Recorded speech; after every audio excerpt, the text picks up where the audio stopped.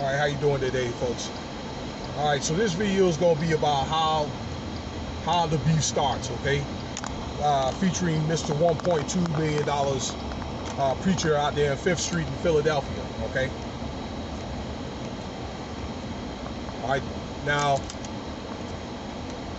that's right. If you want to know why,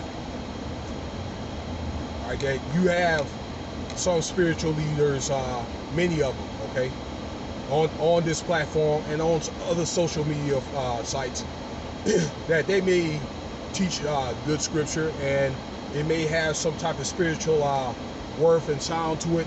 But let me tell you something, these people are not your friends, okay? These are different levels of preachers, and I'm going to explain to you that in a minute, okay? They're not in your best interest. They can claim it's not about money, all right? And then some of the ones that do produce fruit, all right, and they may have some that may care, okay, allegedly, but I question that because some are not going to do something without getting something back, okay? You might have, for example, like you may have a preacher that may, you know, produce fruit and stuff like that, all right, but I don't know. Let's just say if they're like helping out professional football or basketball players, all right? So it's kind of like it could be allegedly a deal. It's like, yeah, I'm going to do something, but you know, I like to have something back, okay? Unless they feel like they can get something, because a lot of times, you know, it's all about putting butts in the seat, okay? Either large donations or putting butts in the seat. When salvation is a free gift, and I know it takes money to run things and all that, okay? But I want to get back to Mr. $1.2 million, okay? And you see, I know, sir, that you one of the Alphabet Boys. I seen that little one sign that you put up with your right hand or whatever. So, yeah, that's no doubt that you're one of those guys or whatever, okay? One of those trash collectors for the boule, all right? Yeah. And you've been talking a lot of trash about preachers in Las Vegas, where I live, okay? People that smoke cigars or whatever, okay? Or maybe drink. And yes, you know, there is some type of spiritual worth to it. You know, when I went through, I had my spiritual calling like, I don't know, 3 years ago. And when I, you know, got accepted and went through Liberty University for that Christian Studies and History program or whatever for my master's degree, and I did graduate successfully. I spoke to many, you know, preachers and all that, and I had rides with and all that. Yeah, they have, you know, some preachers that may, you know, play the Pennsylvania or play the lottery, or may be some that might put some quarters or some dollars in, you know, slot machines, or some that may, you know, I think that drink maybe like modestly or whatever, okay? Like even me myself, I might have a beer and all, you know, every now and then, and I am a cigar aficionado, okay? But just because somebody comes to Las Vegas don't mean that they come to gamble or they come to chase women and all that, okay? There's a lot of reasons why people come out here, and like lately he's been stating that incessantly, and I think that he's trying to talk about somebody. So in order for him to speak on something incessantly, that means that he's got some type of insight on law enforcement, or there's somebody in the FBI. And I know that the FBI, you know, and CIA with this gang stalking program, they watch people's channels and, you know, follow people around and all that, or, you know, have the local police to follow people around. That's how they do me, okay? And I'm not stupid, but people know, all right? People that listen to, you know, you, that Mr. $1.2 million, and support you, okay, and may leave, you know, comments and so forth, and write you letters and stuff like that, and not to try to, you know, I know it may hit a nerve, but there may be some type of truth to it. people know that you're talking about them, and see that when it's pushback, then you want to be a preacher talking about, well, you're a new creature if you're a Christian or you got saved, and if, but depending on what you say in your mouth, you don't talk to me like I want you to talk to me, you're not a new creature. And talking about spiritual fruits and all this other stuff. Be kind to another, okay? You see what I'm saying? Like many guys like him are these alphabet boys, okay?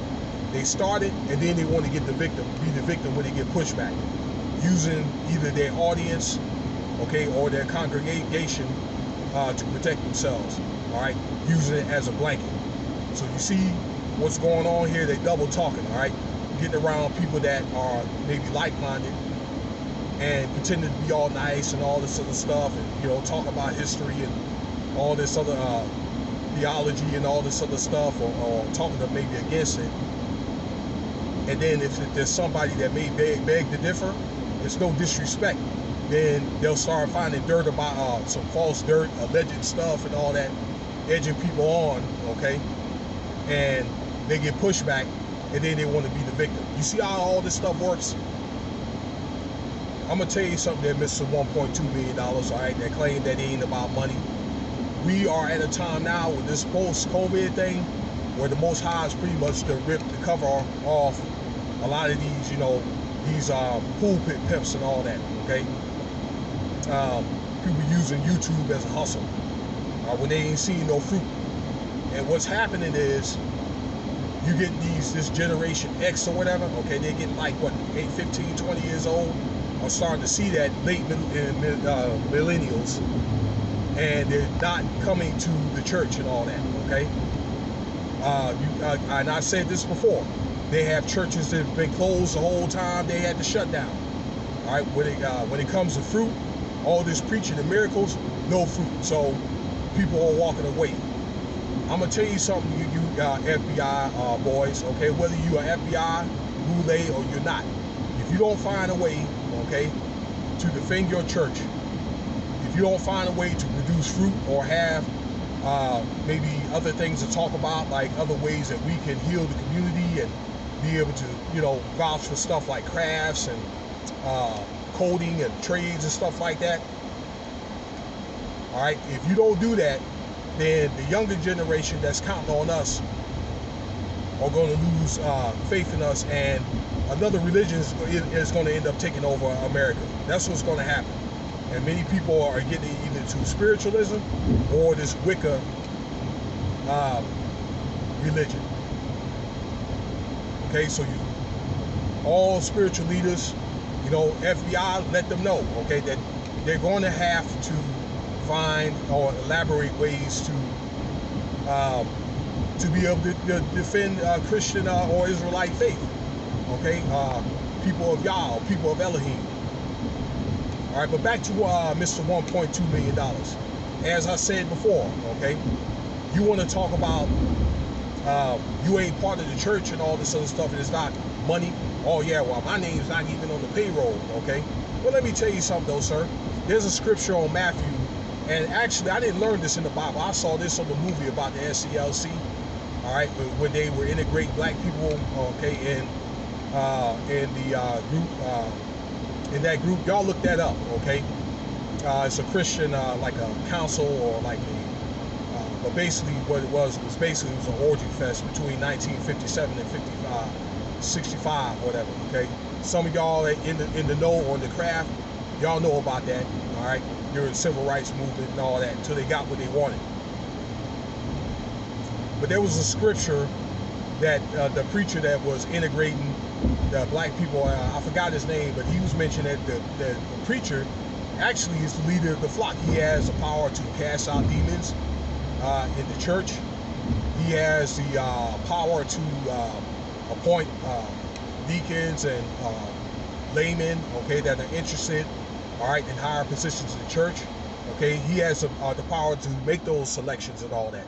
So how can you claim that you are a what I call a contracted IRS 1099K preacher, all right, when you are part of the flock? Yes, you are part of the flock, sir. Oh, he's very much part of the flock, okay? and other little things or whatever, which you preached about, okay? You see how this all, okay, turns around on you, okay? That people, whatever you give, you get back, okay? You made a sermon, okay? You did, all right? About number one, hanging out on Broad and Spruce or whatever, where the trannies hang out or whatever, okay? Number one.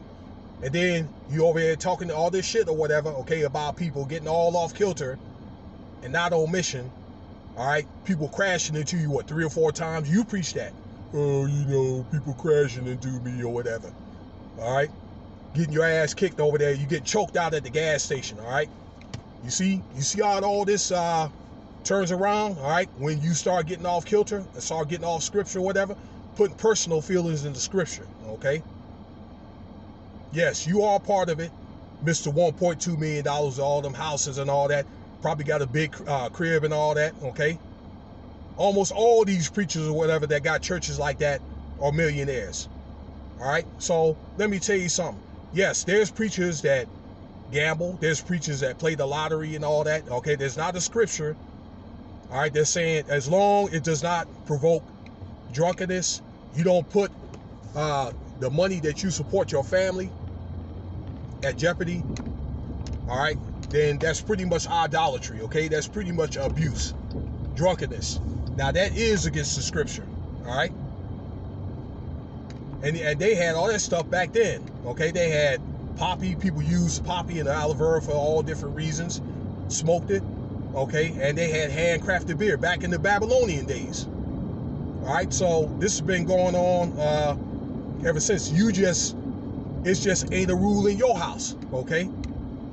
That's all it is. Yes, you are right, okay? But I just think that if you are a spiritual leader, you are held to a higher standard, and that should be done in a more discretionable fashion. I do agree with that, okay? You ain't got no business telling no man what to do in his house or whatever.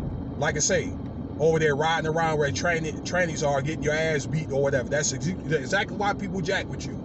And other people are like you or whatever. You punk bitch. Stay on mission.